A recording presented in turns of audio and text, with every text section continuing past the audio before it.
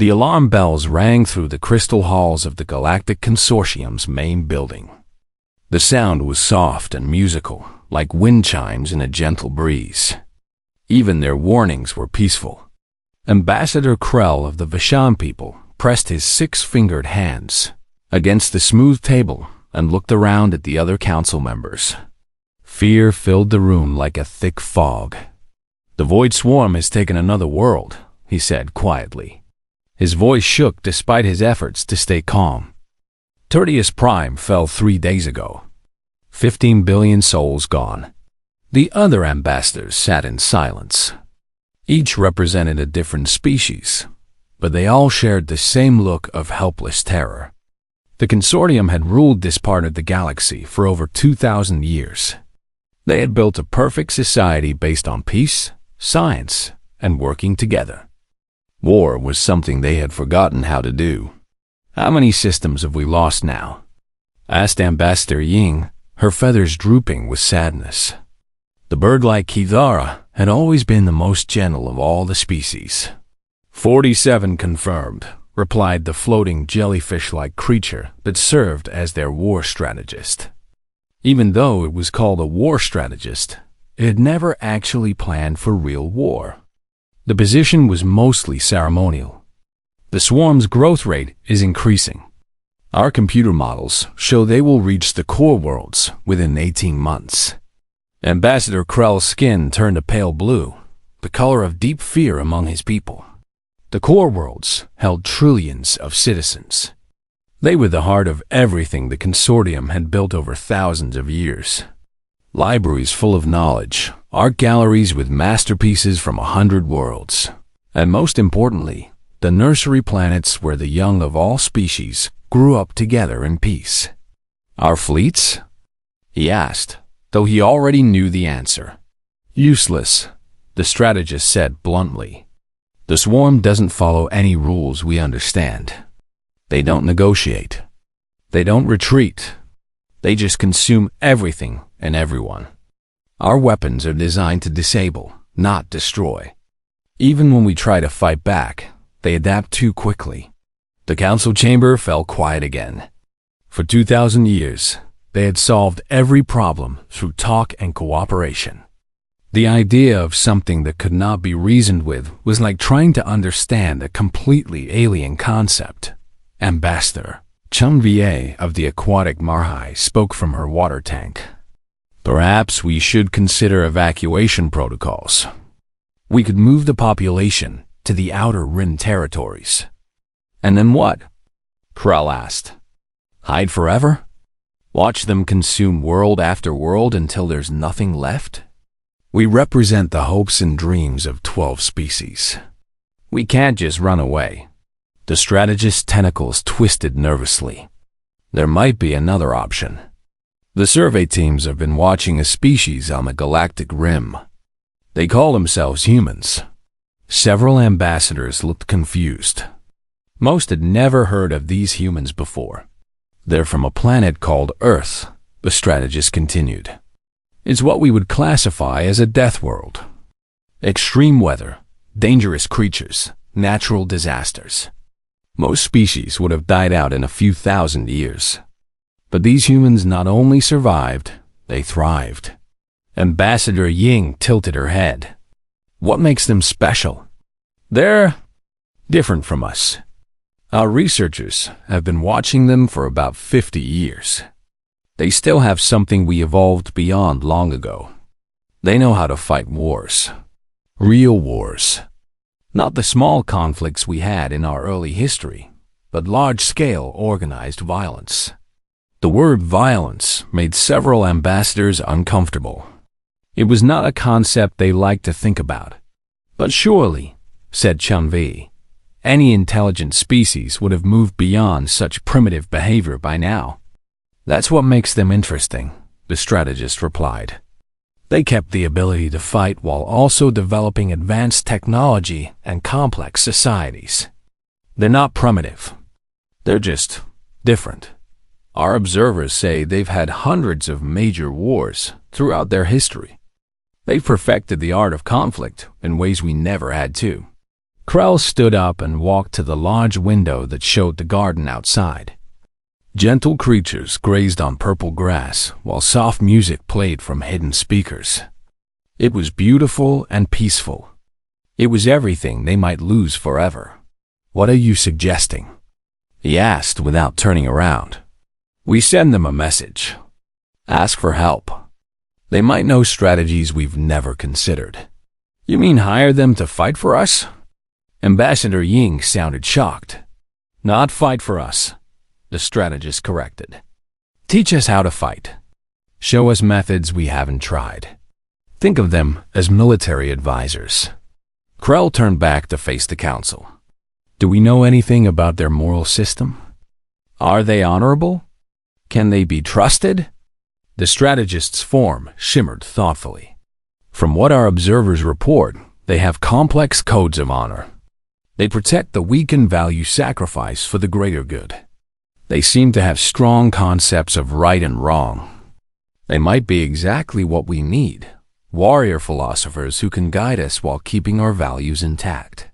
The debate went on for hours. Some ambassadors worried about what bringing warriors into their peaceful society might do. Others argued they had no choice. The Void Swarm would not stop, would not negotiate, would not show mercy. Finally, Krell called for a vote. All in favor of contacting the humans and requesting military assistance. One by one, hands, tentacles, claws, and wings rose around the table. The vote was unanimous. 3 days later, the message was sent. It traveled across thousands of light years, carrying the hopes of 12 species. The message was carefully written to appeal to human nobility and honor. To the people of Earth, it began. "We are the Galactic Consortium, representing 12 worlds in desperate need of guardians. An evil force threatens to destroy everything we hold dear. We seek protectors who can teach us to defend ourselves while preserving the values that make civilization worth saving. Will you be our saviors?" The message was sent with images of their beautiful worlds, their peaceful societies, their art and culture. They painted a picture of paradise under threat, hoping to appeal to humanity's better nature. None of them realized they were about to learn that sometimes the difference between a savior and a monster depends entirely on which side of the war you're standing on. The human fleet arrived in Consortium space exactly 4 months after receiving the distress call. The response time shocked everyone.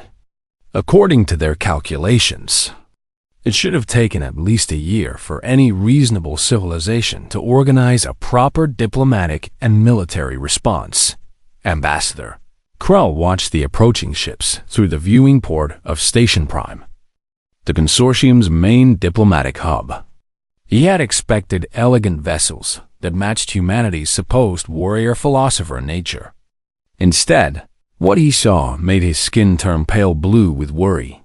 The human ships looked like they had been built for one purpose only: war.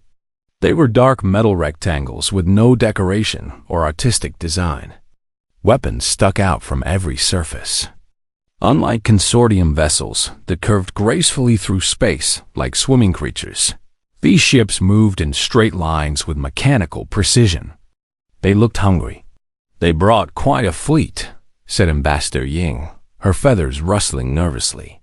57 ships by our count. "All warships," added the floating strategist. "No science vessels, no diplomatic ships, no support craft for peaceful purposes. Just weapons platforms." Krell tried to stay positive. "Perhaps they're just being careful. They don't know what they're flying into." But privately, he was beginning to have doubts. The humans had responded so quickly, almost like they had been waiting for an excuse to deploy their military. That thought made him uncomfortable. The communication channel crackled to life. "Consortium Station Prime. This is Admiral Sarah Chun of the United Earth Defense Force, requesting permission to dock and begin strategic discussions." The voice was crisp, professional, and strangely cold. Krell had expected someone more warm, more like the noble guardians he had imagined. Permission granted, Admiral Chun, Krell replied. We welcome you to our space, and thank you for answering our call for help. Copy that. We'll have teams aboard in 30 minutes. Please have your military leadership and all strategic information ready for immediate review. The connection ended abruptly. No pleasantries, no expressions of sympathy for their situation. Just business. Admiral Chun arrived exactly 30 minutes later with a team of 12 humans. They wore simple gray uniforms with no decoration except small metal badges. Everything about them seemed designed for function over beauty. They walked in formation, their movements sharp and coordinated. Krell was surprised by Admiral Chun's appearance. She was smaller than he had expected, with short dark hair and calm eyes that seemed to see everything at once. She looked normal, even peaceful. But something about the way she moved reminded him of the predators he had seen in nature documentaries from Death Worlds. Admiral Chun, Krell said, extending his hands in the traditional consortium greeting. Welcome to Station Prime. We are grateful for your assistance in our time of need. She shook his hand briefly, but didn't seem interested in ceremony. Thank you, Ambassador. I've read your initial reports on the way here. Before we go any further, I need to understand something clearly. Are you asking us to defend your territory, or are you asking us to destroy the Void Swarm? The question caught Krell off guard. Well, both. We need to protect our worlds, but we also believe in the value of all life. Surely there must be a way to resolve this conflict without... Without what? Admiral Chun's eyes were sharp and focused. Without unnecessary destruction, Krell finished weakly. Admiral Chun exchanged glances with her team members. One of them, a tall man with scars on his face, made a small note on a tablet. Ambassador, Admiral Chun said carefully, help me understand your rules of engagement. What weapons are we not allowed to use? What targets are off-limits? What constitutes acceptable casualties? Ambassador Ying stepped forward. We believe all conflicts should be resolved with minimum loss of life. Our weapons are designed to disable, not kill. We target military installations only, never civilian populations. We always offer surrender terms. And how has that strategy worked against the Void Swarm? Admiral Chun asked. The silence that followed was answer enough. Admiral Chun's expression softened slightly. I understand you're peaceful people. That's admirable. But you need to understand what you're asking us to do. The Void Swarm isn't a regular enemy. They're a plague. They don't surrender, they don't negotiate, and they don't feel pain or fear. The only language they understand is overwhelming force. Krell felt a chill run through him. What are you suggesting? I'm suggesting you give us complete military authority to conduct this war, however we see fit. No rules of engagement. No restricted weapons. No oversight. You hired us to solve a problem. Let us solve it. The council members looked at each other nervously. This wasn't what they had expected at all.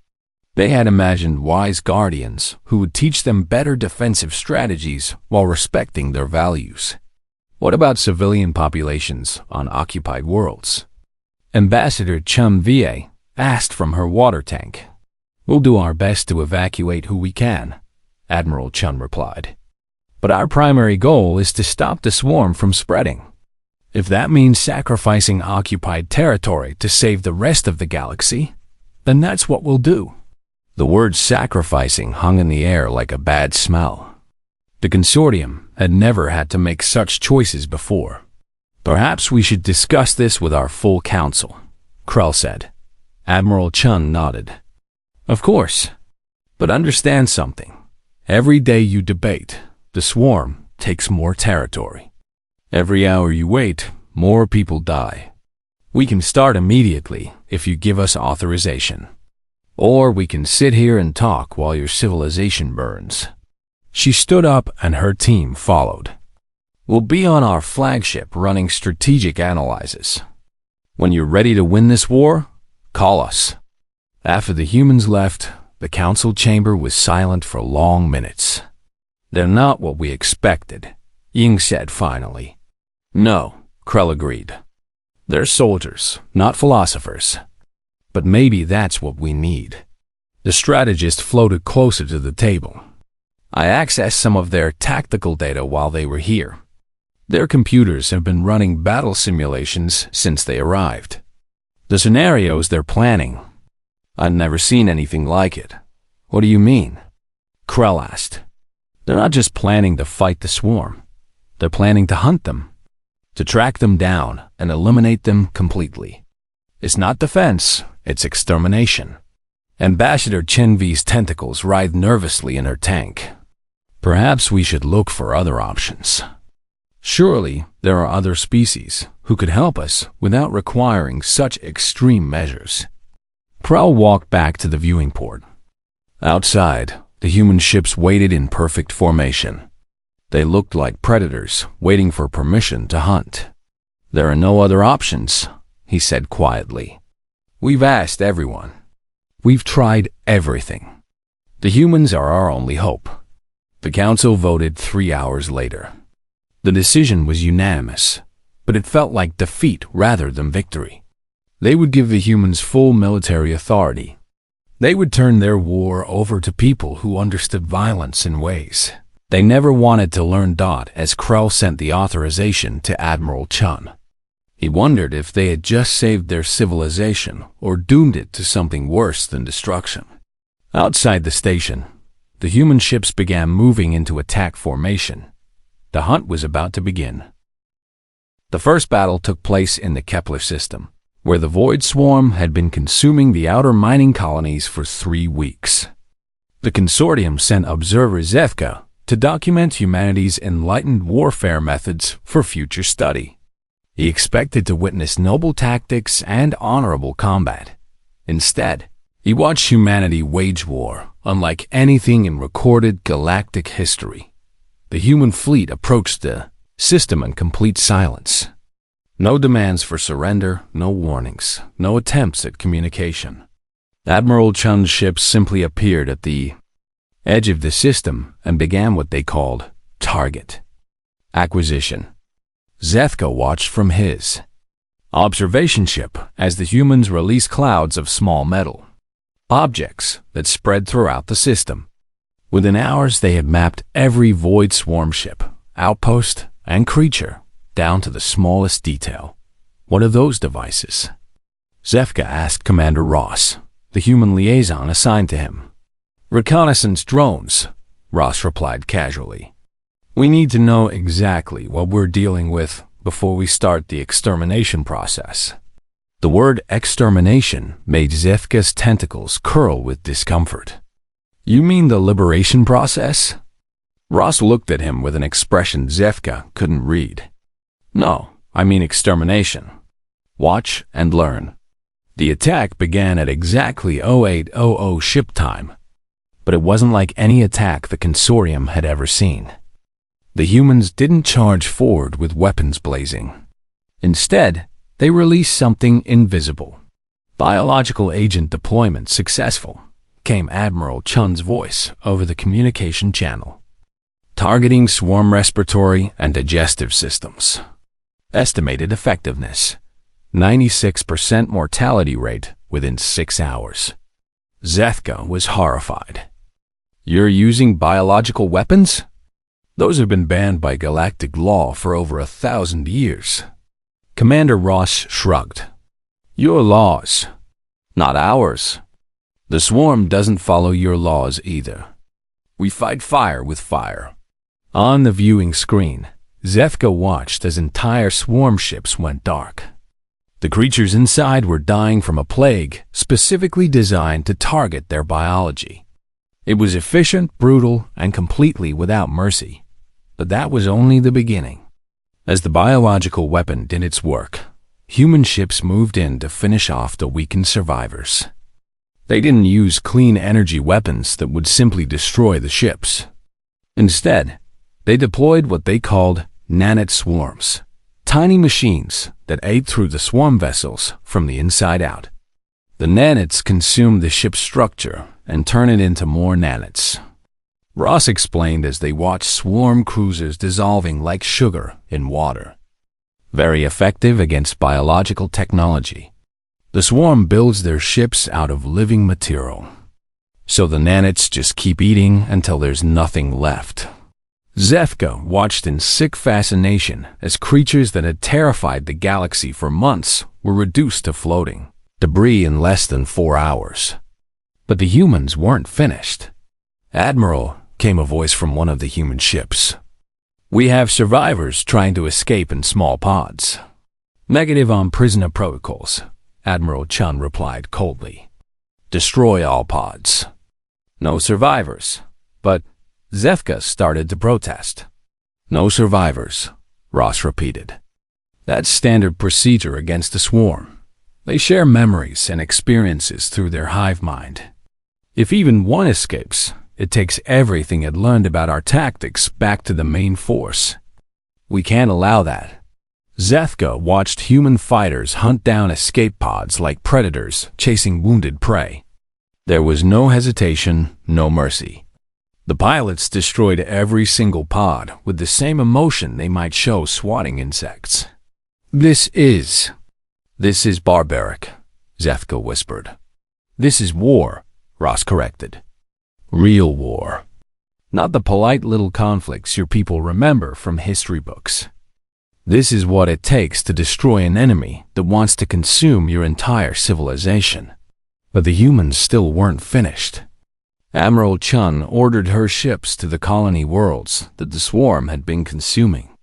Zefka expected rescue operations, attempts to save civilians who might still be alive. Instead, the humans began bombing the planet's surface. "There are civilians down there," Zefka cried out. "Some might still be alive." Commander Ross checked his tablet. Scans show extensive swarm infestation. The civilian population has been consumed and converted into swarm biomass. What's left isn't human anymore. But you don't know for certain. We know enough. Ross's voice was flat and final. The swarm doesn't take prisoners. They consume everything organic and turn it into more swarm creatures. Those colonies are lost. We're just making sure they can't be used as breeding grounds. The bombardment continued for 6 hours. When it was finished, the 3 mining colonies were nothing but crater-covered rocks floating in space. Everything that might have served the swarm had been destroyed. "Operation complete," Admiral Chun announced. "Kepler system secured. No swarm survivors detected. Moving to next target." Zefka sat in stunned silence as the human fleet regrouped and prepared to jump to their next battle. In less than 12 hours, they had completely eliminated a swarm force that had been growing for weeks. They had used weapons banned throughout the galaxy and shown absolutely no mercy or hesitation.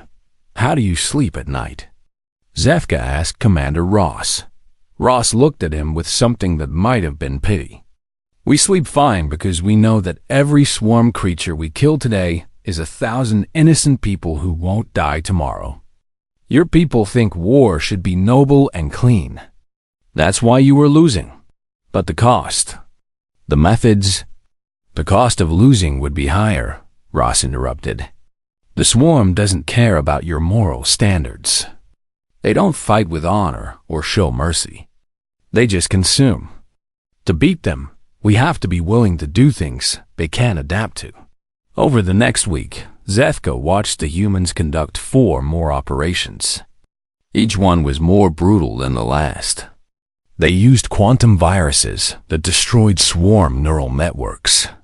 They deployed hunter-killer robots that could track individual swarm creatures for days.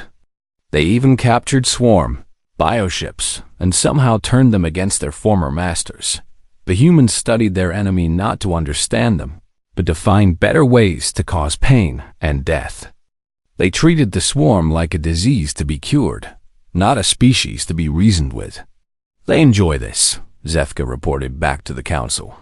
"Not in a cruel way, but they're clearly energized by having a worthy opponent." They've turned war into an art form, and they're very, very good at it. Ambassador Krell's image on the communication screen looked pale and tired. Are they following the rules we discussed? They're following their own rules, Zefka replied, which seemed to be, win at any cost, show no mercy, leave no survivors. They've redefined what victory means. But they're winning? Zefka looked out at the human fleet, now preparing for their next hunt. Every ship flew a small flag showing their recent victories. The crews moved with confidence and purpose. They looked like predators who had found their natural prey. Yes, he said quietly. They're winning. They're also becoming something terrifying in the process. Or maybe they always were, and we just didn't understand what we were asking for when we called for help. The communication ended, leaving Zefka alone with his thoughts as the human fleet jumped to hyperspace. Behind them, another star system was safe from the Void Swarm. The price of that safety was becoming clearer with each battle. The consortium had asked for saviors. Instead, they had awakened something that made the Void Swarm look almost tame by comparison. 3 months after the human war machine began its hunt, the impossible had happened. The Void Swarm was retreating. Ambassador Krell stood in the council chamber looking at a galactic map that had been painted red with swarm-controlled territory just weeks before.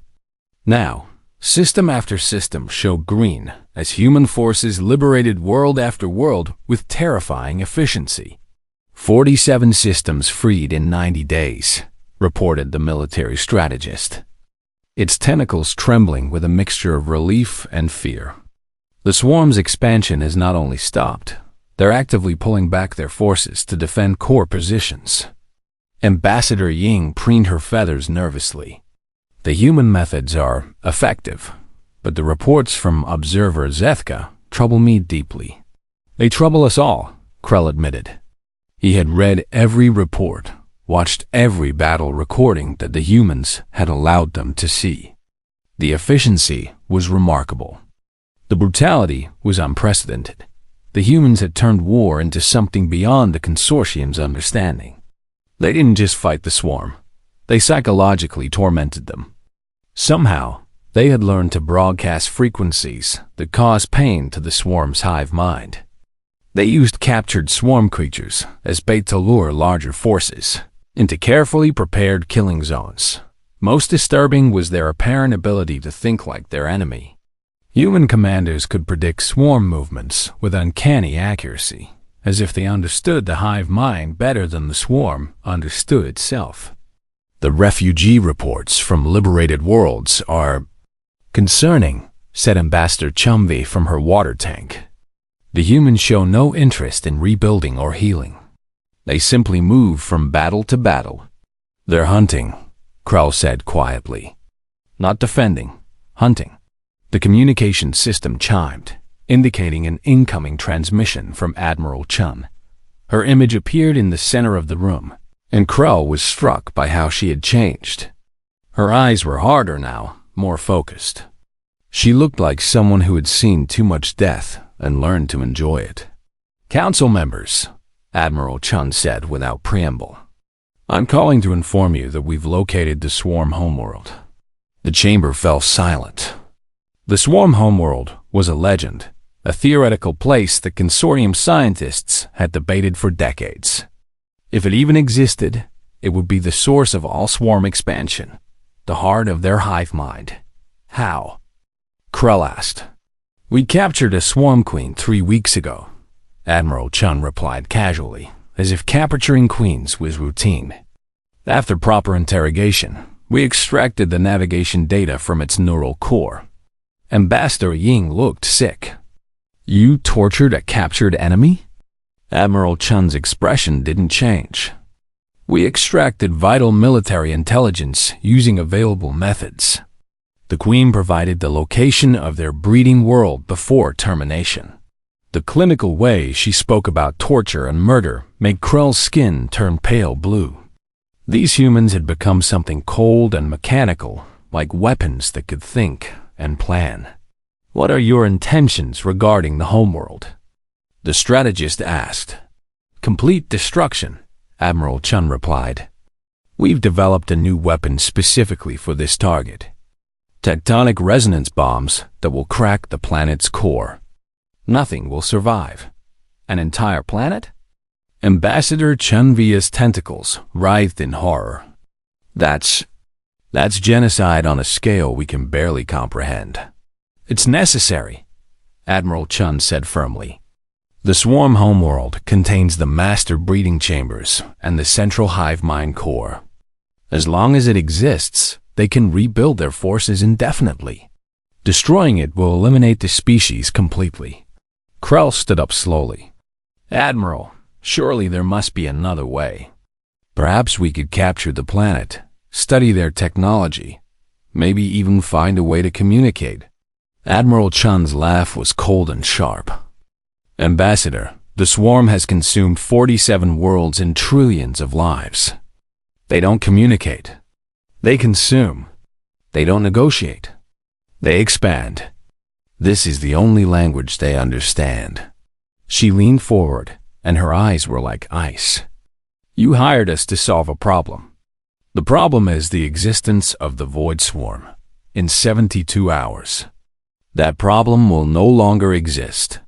The transmission ended, leaving the council in stunned silence. We have to stop them, Ying said desperately. This goes beyond defense. This is extermination. Can we stop them? Krell asked the strategist. The floating creature dimmed with despair. No, they have complete military authority. We gave them that power freely. Besides, their fleet is now larger and more advanced than anything we could field. They've been upgrading their ships with captured swarm technology. Krell felt sick as he realized the full scope of what they had unleashed. The humans hadn't just learned to fight the swarm. They had learned to become something worse than the swarm. They had turned themselves into the perfect predator for hunting an apex predator species. The attack on the swarm homeworld happened exactly 72 hours later. The Council watched through long-range sensors as the human fleet arrived at a planet that pulsed with alien life. The world was covered in massive organic structures that stretched into space like reaching tentacles. Billions of swarm creatures moved across its surface in complex patterns that it was beautiful in its own terrifying way. It was also about to die. The humans didn't land troops or attempt a surface invasion. They simply positioned their ships in a perfect sphere around the planet and began their bombardment. But these weren't normal weapons. The tectonic resonance bombs penetrated deep into the planet's core and began a chain reaction that built on itself. Within 6 hours, the planet began to tear itself apart from the inside. Massive earthquakes have split continents. Volcanoes erupted across the surface. The organic structures that had grown for millions of years crumbled into dust. The swarm creatures tried to escape, launching millions of ships from the dying world. The humans were ready for them. Hunter-killer squadrons destroyed every escape vessel with methodical precision. Nothing was allowed to survive. When it was over, the swarm homeworld was nothing but a field of asteroids floating in space. An entire species had been wiped from existence in a single day. Admiral Chun's voice came across the communication channel one final time. Mission accomplished. The Void Swarm no longer exists. All human forces returning to staging areas. Krell stared at the debris field that had once been a living world. They had won. The galaxy was safe. But somehow, it felt like they had lost something much more important than a war. What have we done? Whispered Ambassador Ying. Krell didn't have an answer. They had asked for salvation and received it. But salvation had come with a price none of them had understood when they made their desperate plea for help. They had learned that sometimes the monsters you hire to fight other monsters become the greatest threat of all. The Void Swarm was extinct. But something far more dangerous had taken its place, an awakened humanity. that now knew exactly how effective they were at making species disappear forever. 6 months after the destruction of the swarm homeworld, the Galactic Consortium faced a new problem. The war was over, but the warriors remained. Ambassador Krell stood at the same viewing port where he had first watched the human fleet arrive. Outside, their ships still patrolled Consortium space in perfect formations. But now they looked different to him. Before, he had seen them as crude but necessary. Now, they looked like what they had always been, predators waiting for their next hunt. The emergency council session had been called after receiving disturbing reports from across the galaxy. Human forces weren't disbanding and returning home as expected. Instead, they were establishing permanent bases, conducting training exercises, and asking pointed questions about other potential threats to galactic peace. "They won't leave," Ambassador Ying said, her feathers dull with worry. "Every time we suggest they return to their home system, Admiral Chun says they need to maintain readiness for future threats." "What future threats?" asked Ambassador Chun Mei. "The Void Swarm is extinct. The galaxy is at peace." The military strategist floated near the table, its tentacles moving in anxious patterns. "That's exactly the problem. The humans seem disappointed that the war is over. They've been running combat simulations against every major species in the Consortium database." Krell's skin turned cold blue. "Against us?" "Against everyone. Tactical assessments, weakness analyses, optimal strike patterns. They're not planning anything specific, but they're maintaining detailed battle plans for scenarios involving every known civilization." The chamber fell silent as the implications sank in. The humans had become so efficient at warfare that they now viewed every other species as potential enemies to be studied and categorized. "Perhaps," said Ambassador Dextry of the Crystalline Shard people, "we should ask them to leave." Politely, but firmly. The strategist dimmed with fear. "With what leverage? Their fleet is now 3 times larger than our combined forces. They've incorporated swarm technology that we don't understand. And they've proven they have no moral restrictions on the use of extreme force." Krell rubbed his temples, feeling a headache building behind his eyes. "So we're trapped. They saved us from one monster by becoming a worse monster themselves." Before anyone could respond, the communication system activated. Admiral Chun's image appeared in the center of the chamber. She looked relaxed and confident, like someone completely comfortable with their place in the universe. "Council members," she said with what might have been a smile, "I understand you've been discussing our continued presence in Consortium space." "Admiral," Krell said carefully, "we appreciate everything humanity has done for us.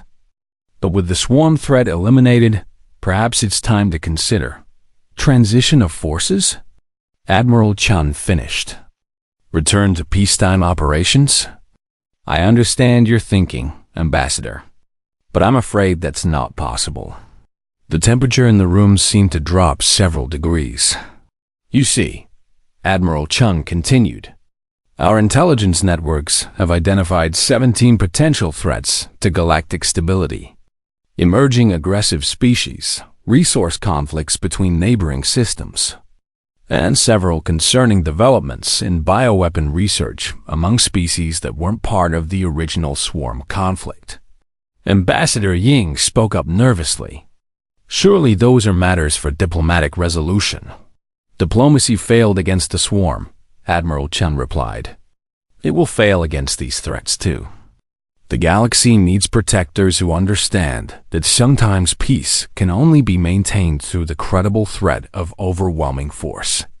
Krell felt trapped in a nightmare. "What are you proposing?" "Permanent human oversight of galactic security," Admiral Chun said simply. "You keep your governments, your cultures, your way of life. We handle anything that threatens galactic stability. Think of us as insurance. And if we refuse?"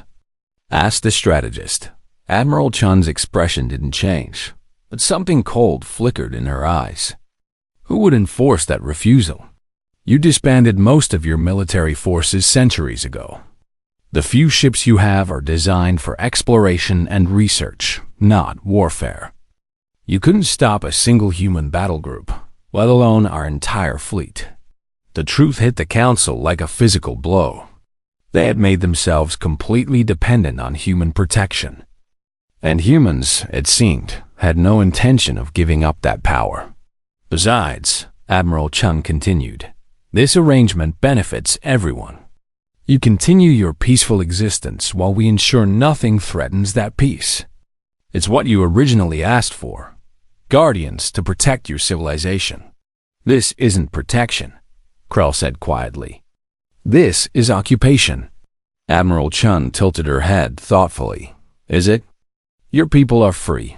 Your worlds are safe. Your culture continues unchanged. The only difference is that decisions about galactic security are now made by people who actually understand warfare. She leaned forward slightly. Let me be clear about something, Ambassador. The galaxy is not naturally peaceful. The only reason you enjoyed 2,000 years of peace was because you were lucky enough to avoid meeting anything that viewed you as prey. The swarm was just the first. There will be others. How can you be so certain? Ambassador Chumvi asked. Because we've seen the data. There are species out there that make the swarm look merciful. Civilizations that view conquest as a religious duty. Machine intelligences that consider organic life and infection to be cleansed. The galaxy is full of predators. You just lived in a quiet neighborhood until now. Admiral Chun stood up, and her image loomed over the council table. You have a choice. Accept human protection and continue your peaceful existence under our oversight. Or try to reclaim your independence and face whatever comes next with your own resources. The choice was no choice at all, and everyone in the room knew it. We'll need time to discuss this with our people, Krell said weakly. Of course. Take all the time you need. Our ships will be here to protect you while you decide. The transmission ended, leaving the council in stunned silence. We created this, whispered Ambassador Ying. We gave them the authority to do whatever they thought necessary. Now they think galactic domination is necessary. Krell walked back to the viewing port and stared out at the human ships. They moved in perfect patterns, like sharks patrolling their territory. The irony was bitter. They had asked for saviors and received exactly what they requested.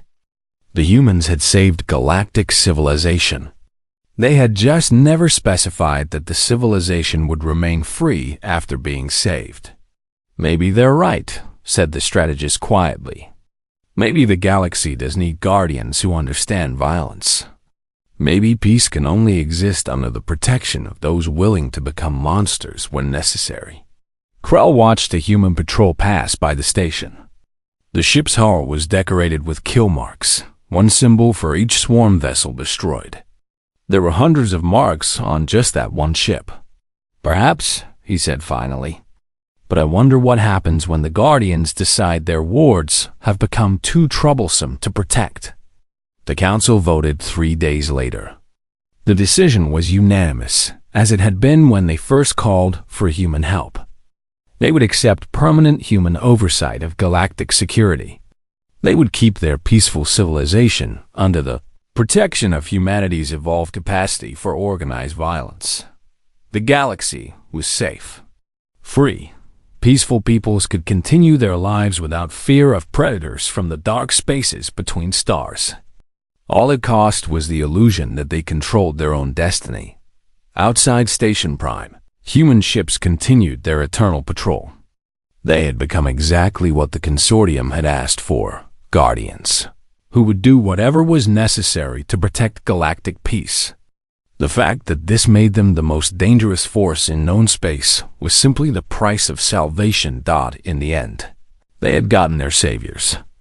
The saviors just happened to be beasts who had learned that the best way to protect sheep was to make sure the wolves knew who the alpha predator really was.